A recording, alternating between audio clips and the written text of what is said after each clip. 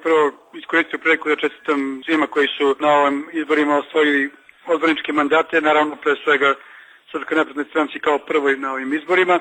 To je što se tiče rezultata, dakle ne sporimo da je pobednik ovih izbora Srpska napredna stranka, narod je tako glasao, imaće takvu vlast kakvu žele i to je nešto što nije sporno. Ono što jeste sporno je organizacija ovih izbora koja od početka bila loša.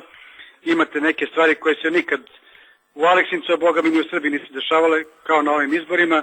Dakle, mi smo rezultate saznali tek jutros u 8, što je zaista nenormalno za jednu uređenu, da kažem, državu, a kamoli za neku ko teži ka Evropskoj uniji, kako ovi kažu. Dakle, bilo je milion nepravilnosti koje, mislim, jesu uticale na rezultat u konačnom, ali ne na to da bi to drastično promenilo odnose snaga među stranaka. Dakle, nesporno je da su naprednjaci ubedljivo pobedili, ali da je sve bilo kako treba, verovatno bi brojke bile malo drugačije. Sve to nije toliko bitno koliko je se pokazalo nesposobnost. Dakle, moram da kažem, ova vlast je organizovala izbore. Imali smo toliko problema sa zapisnicima, znači nešto što bi, ako bi se terao mak na konac i pisali prigovore, a vidjet ćemo da li ćemo to da radimo, jer zaista više koliko ima smisla bilo šta raditi u ovakvim okolnostima, je to da bi verovatno na sudu pola biračkih mesta moralo da se ponovi zbog grešaka predsjednika komisije ili članova komisije, zbog nepravilnih zapisnika, zbog toga što se gubio izborni materijal. Dakle, imali smo takve nepravilnosti koje su